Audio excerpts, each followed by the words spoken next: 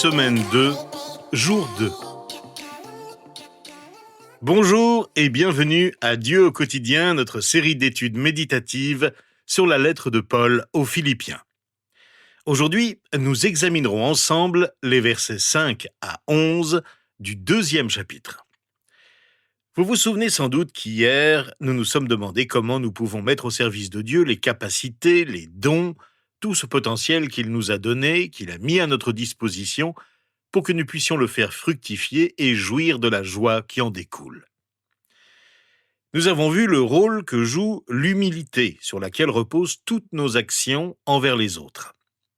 Quelles que soient nos circonstances, Dieu nous encourage, nous console, nous aime.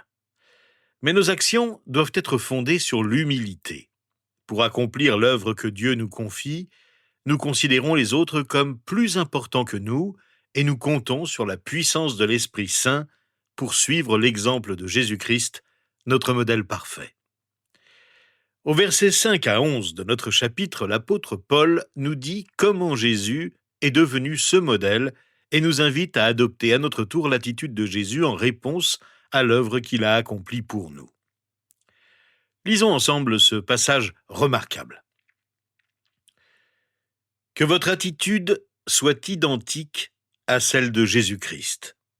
Lui qui est de condition divine, il n'a pas regardé son égalité avec Dieu comme un butin à préserver, mais il s'est dépouillé lui-même en prenant une condition de serviteur, en devenant semblable aux êtres humains. Reconnu comme un simple homme, il s'est humilié lui-même en faisant preuve d'obéissance jusqu'à la mort, même la mort sur la croix. C'est aussi pourquoi Dieu l'a élevé à la plus haute place et lui a donné le nom qui est au-dessus de tout nom, afin qu'au nom de Jésus, chacun plie le genou dans le ciel, sur la terre et sous la terre, et que toute langue reconnaisse que Jésus-Christ est le Seigneur, à la gloire de Dieu le Père. Ce passage impressionnant sur Jésus nous indique comment suivre son exemple, l'exemple suprême de l'humilité. Il nous dit aussi pourquoi Jésus est venu et ce qu'il a accompli pour nous. Nous sommes, nous aussi, impliqués dans son œuvre, et ses paroles nous disent comment nous devons répondre à l'œuvre de Jésus sur la terre. Nous allons voir ensemble ce que ces versets disent de Jésus et ce qu'ils disent de nous. Le passage que nous venons de lire est sans doute un extrait d'un hymne connu de l'Église primitive. C'est un des témoignages les plus poignants du Nouveau Testament sur Jésus-Christ. Les théologiens l'ont étudié pendant 2000 ans et n'ont toujours pas exploité toutes ses richesses. Donc essayer d'expliquer ce qu'il nous enseigne en quelques minutes est évidemment impossible. Mais nous pouvons en saisir les points forts. Cet hymne proclame que Jésus est Dieu, qu'il s'est dépouillé lui-même pour devenir semblable à nous et qu'il a été grandement exalté. Jésus est Dieu incarné. Il est pleinement Dieu et pleinement homme. Certains pensent que Paul ne savait pas de quoi il parlait. En fait, Paul, qui était un pharisien avant sa conversion, connaissait par cœur une grande partie de l'Ancien Testament. Il reprend dans sa lettre ce que le prophète Ésaïe disait des siècles auparavant, et il l'applique à Jésus-Christ. Au chapitre 45 du livre d'Ésaïe, versets 22 et 23, Ésaïe dit « C'est moi qui suis Dieu, et il n'y en a pas d'autre. Je le jure par moi-même, et de ma bouche sort ce qui est juste, une parole qui ne sera pas révoquée. Chacun pliera le genou devant moi, et toute langue prêtera serment par moi. » Cela nous paraît inimaginable tant c'est merveilleux. Dieu, dans la personne de Jésus-Christ, a accepté de devenir pleinement humain. Il est venu vivre comme nous sur cette terre, pour vous et pour moi. Le plus surprenant, c'est que Jésus a renoncé à tous ses droits pour devenir un serviteur de très humble condition. Il n'est pas venu en grande pompe, mais comme un bébé à Bethléem. Il s'est abaissé lui-même au point de souffrir cruellement jusqu'à donner sa vie pour nous. Voilà jusqu'où son amour est allé. Et voilà pourquoi Dieu l'a élevé à la plus haute place. Chaque être humain déclarera un jour, dans un profond respect, que Jésus est le Seigneur, à la gloire de Dieu le Père. Celui qui s'est abaissé volontairement au point de mourir pour nous a été élevé à la plus haute place. Cela ne signifie pas que tous seront sauvés à la fin des temps, mais que chacun reconnaîtra et confessera que Jésus est Seigneur. Ceux qui lui auront fait confiance sur la terre le diront dans la reconnaissance et l'adoration. Mais les autres le confesseront malgré eux et admettront au jour du jugement qu'ils auraient dû, qu'ils auraient pu lui faire confiance.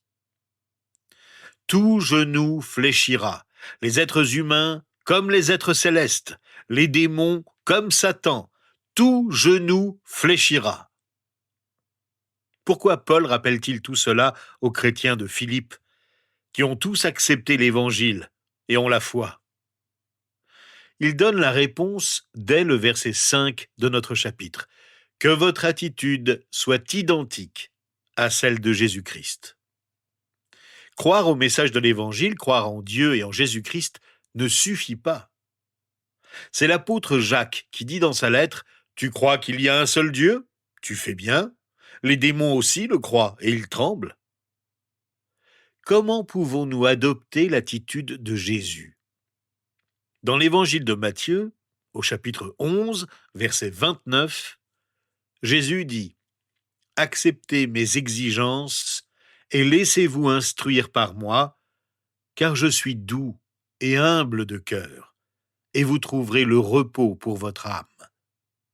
En effet, mes exigences sont bonnes, et mon fardeau léger. » Alors, comment puis-je suivre l'exemple de Jésus ici? Tout d'abord, nous reconnaissons et acceptons les dons que Dieu nous a donnés. Nous ne sommes certainement pas Dieu.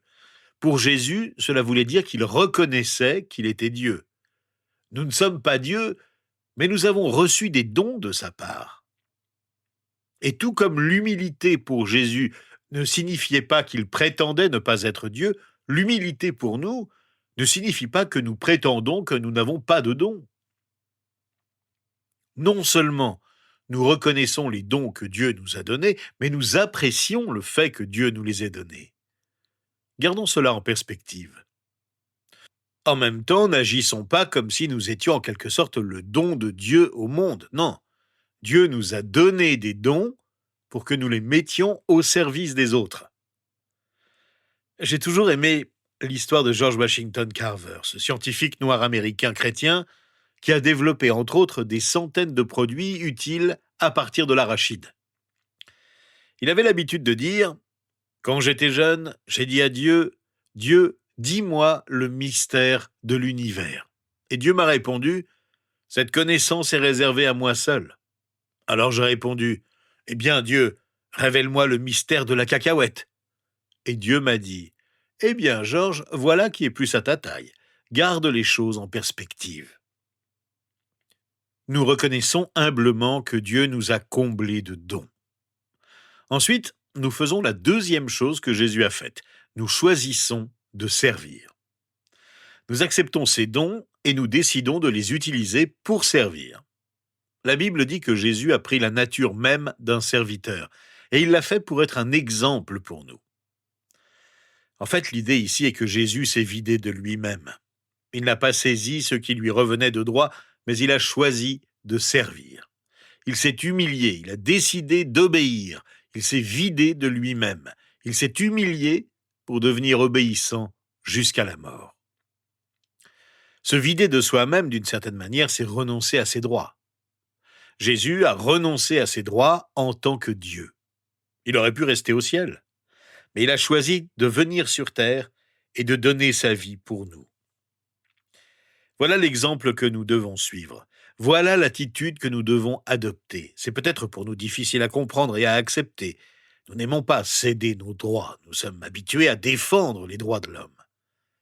Comment pourrions-nous y renoncer? Ne serait-ce pas se laisser marcher dessus?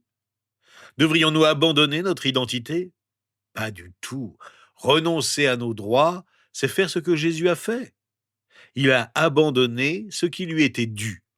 Il a renoncé à tous ses droits de rester au ciel et de ne jamais venir sur terre.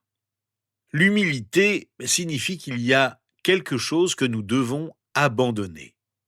L'humilité, c'est considérer l'intérêt des autres avant les siens. Pour nous, l'humilité, c'est peut-être donner notre temps, renoncer au droit à notre temps pour pouvoir servir nos enfants, notre épouse ou notre époux, ou bien un ami. C'est peut-être renoncer au droit à un emploi que nous aurions dû avoir, mais que quelqu'un d'autre a eu. Nous pouvons vivre le reste de notre vie dans la colère, ou nous pouvons renoncer à nos droits et servir. Nous pourrions multiplier les exemples et conclure à chaque fois que l'humilité consiste à suivre l'exemple de Jésus. Nous adoptons l'attitude d'un serviteur obéissant. Jésus a renoncé à ses droits. Il a servi jusqu'à la mort. Et il a été enfin exalté par Dieu le Père. Ce n'est pas lui qui s'est exalté, mais son Père céleste, dernier signe de son humilité. C'est Dieu le Père qui lui a donné la plus haute place.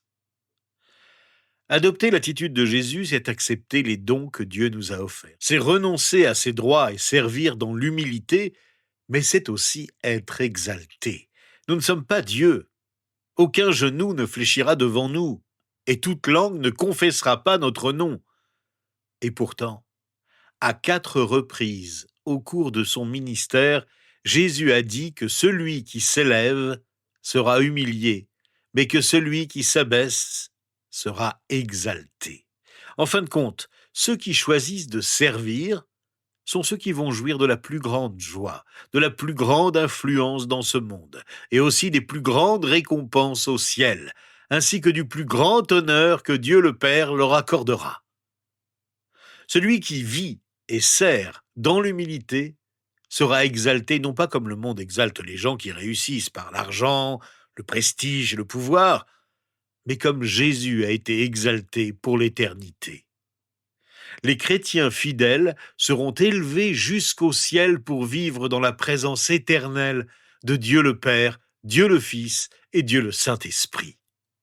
Et c'est dans une joie parfaite qu'ils proclameront haut et fort « Jésus est Seigneur ». Tout être s'agenouillera un jour devant Jésus-Christ. Et chacun déclarera un jour que Jésus est Seigneur à la gloire de Dieu le Père. Le monde entier le confessera ce jour-là. Prions ensemble pour que de plus en plus de monde le reconnaisse dans la joie et non dans la frayeur. Prions pour que nous puissions adopter l'attitude de Jésus et contribuer à l'avancement de son royaume. Seigneur notre Dieu, nous te remercions pour tous les dons que tu nous as donnés. Nous voulons les mettre à ton service dans l'humilité et la reconnaissance. Aide-nous à être de plus en plus des serviteurs obéissants, sans prétention, comme de simples êtres humains. Ce que nous pouvons faire pour toi, c'est ce que tu as fait pour nous. Tu nous as servis pour que nous puissions être à ton service. Nous voulons non seulement donner de nous-mêmes pour les autres, mais aussi nous donner nous-mêmes entièrement à toi. Quand nous considérons l'état misérable de notre monde et notre histoire, nous pourrions être confus et désespérés comme tant de gens le sont autour de nous. Aide-nous, Seigneur, à ne jamais oublier que Satan ne sera pas vainqueur et qu'il s'agenouillera un jour, lui aussi, devant toi, en tremblant. Nous nous réjouissons déjà pour l'avenir joyeux que nous aurons avec toi. Et c'est dans la joie que nous voulons nous y préparer ici-bas. C'est en ton saint nom, ce nom au-dessus de tout nom, que nous te prions. Amen. Demain, nous poursuivrons notre étude méditative du 2e chapitre de la lettre de Paul aux Philippiens et examinerons ensemble les versets 12 à 18.